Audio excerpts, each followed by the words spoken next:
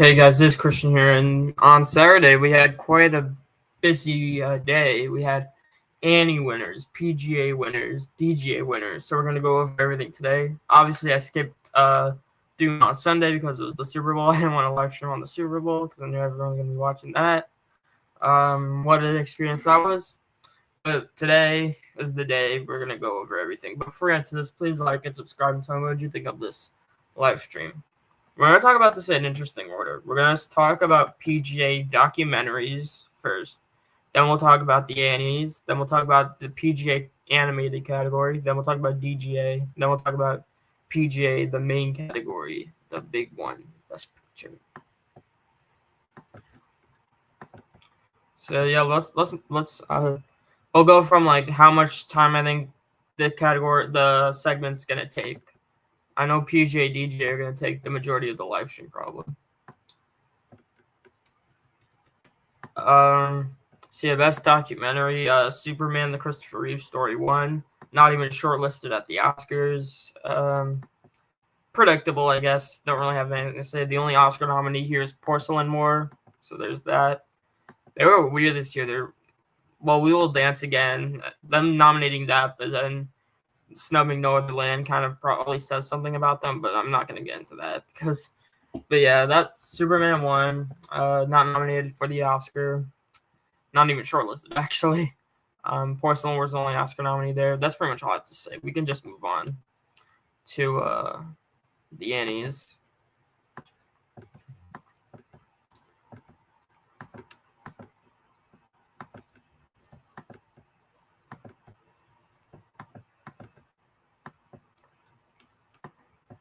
Okay. So yeah, the Annies were Saturday. The Wild Robot took home the big prize for Best Animated Feature, beating out Inside Out 2, Kung Fu Panda 4, Wallace and Gromit, Vengeance Must Foul. Predictable. I knew this was going to happen. Best Independent Feature, Flow won, another easy one. It beat Chicken for Linda, Memoir of a Snail, Kensuke's Kingdom. Interesting. Chris Sanders won director for The Wild Robot, and The Flow won screenplay. Wild Robot did very well here. That got like a million wins. They loved it.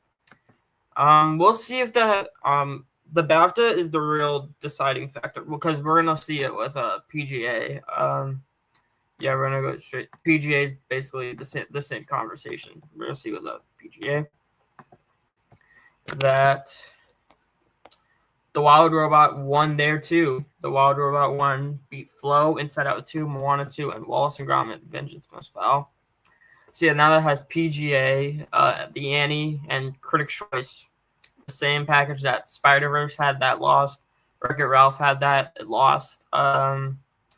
So is it still winning, or is it going to lose? BAFTA is really the deciding factor. If they go for Wild Robot, or even Wallace and Gromit, I'm going to go with The Wild Robot for the Oscar. If they go with Flow, I'm going to go with Flow for the Oscar. Because if that happens, I'm just going to assume Flow is like Boy in the Heron or something. Wild Robot kind of makes sense to lose. However, it kind of also makes sense to win. I mean, Chris Sanders, this is his fourth nomination in this category. He's never won. There could be like a drive to give him an Oscar probably. But yeah, there's also Flow, which has like no dialogue. You can give that the win. That won the Golden Globe. I think it's gonna win BAFTA, so I have that winning the Oscar right now. But if it loses BAFTA, it's either Wallace and Gromit. Well, I don't think I can predict Wallace and Gromit regardless of whether it wins BAFTA. The last time I think a film won without BAFTA is Happy Feet in 2006. So yeah, that's the last time a film won with only BAFTA in terms of wins. So yeah, that will just make it better for The Wild Robot, I think. It would make it worse for Flow. The animated feature retrospective is coming after the Oscars, after the 7th date. But yeah, Wild Robot won PGA and the Annie. So yeah. Now we're going to go to the big one, DGA, PGA. We're going to start with DGA. It's basically going to be the one big conversation. Because the same film won both of them. All right, so we're gonna start with the first time feature category, which went to Ramel Ross for Nickel Boys. Pretty predictable. I predicted he would win. He beat Payal Kapadia for Always Imagines Light, Sean Wong for Dee, Megan Park for My Old Ass, and the director of Armand. Yeah, not nominated at the Oscars, but the big category is feature film.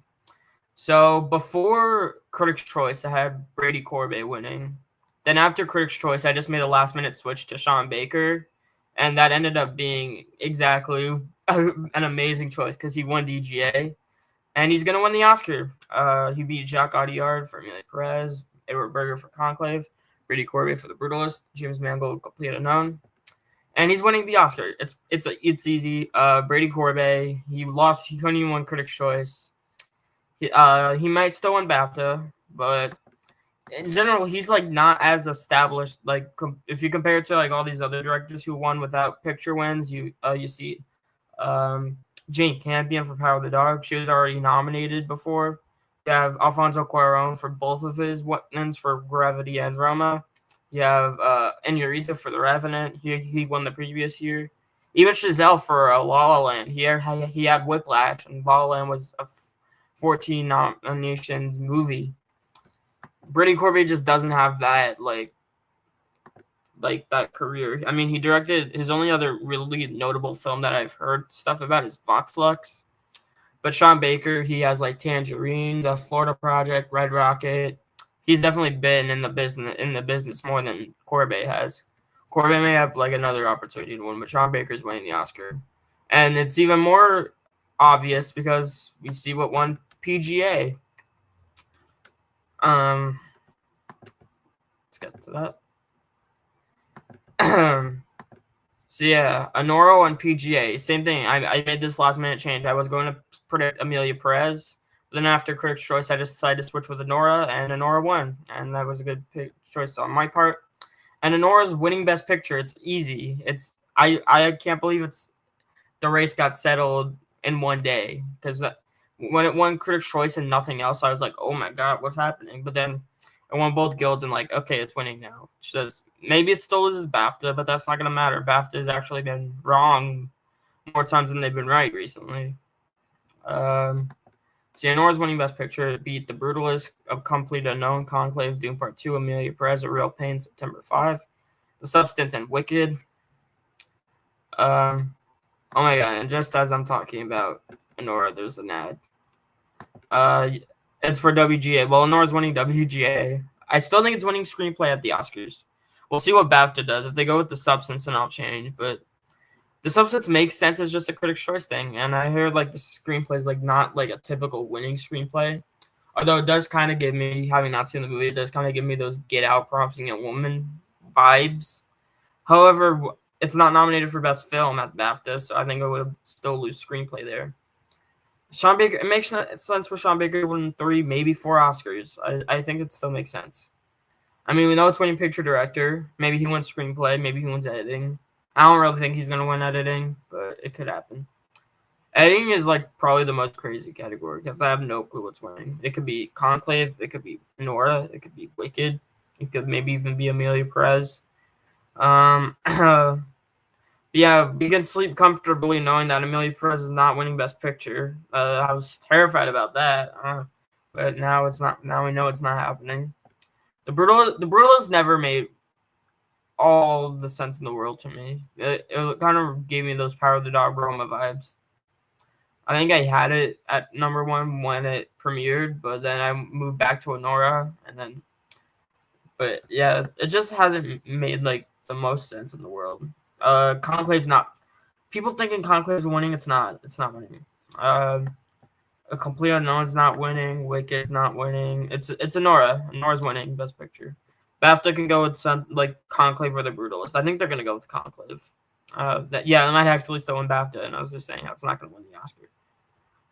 Well, BAFTA's wrong a lot of the time. The only time they're right is when the movie like sweeps, like Oppenheimer or Nomadland or 12 Years a Slave. They were on the King's Speech too. Yeah, Honora's winning Best Picture. That's pretty much all I have to say. It's easy. I I still think Demi Moore's winning Best Actress. I still think Kieran Culkin's winning Supporting Actor. We'll see if BAFTA throws a curveball and goes with Borisov or Guy Pearce or Edward Norton. But for now, I still think Kieran Culkin has it. Other last-minute changes, I think I am going to predict Denora for SAG Ensemble, and I'm going to predict that Saldana wins there instead of Grande. So I have Wicked going 0 for 5 at SAG. That would be that would be bad for it. But we already know it's not winning, so I think Honora just has like all the buzz right now. I might just win all 4 of the guilds. So yeah, with all that said, thank you guys so much for watching this quick live stream. Please like, subscribe, and I'll probably go live later this week for BAFTA winner predictions. So yeah, thank you guys so much for watching. Please like, subscribe, and I'll see you guys next time. Bye.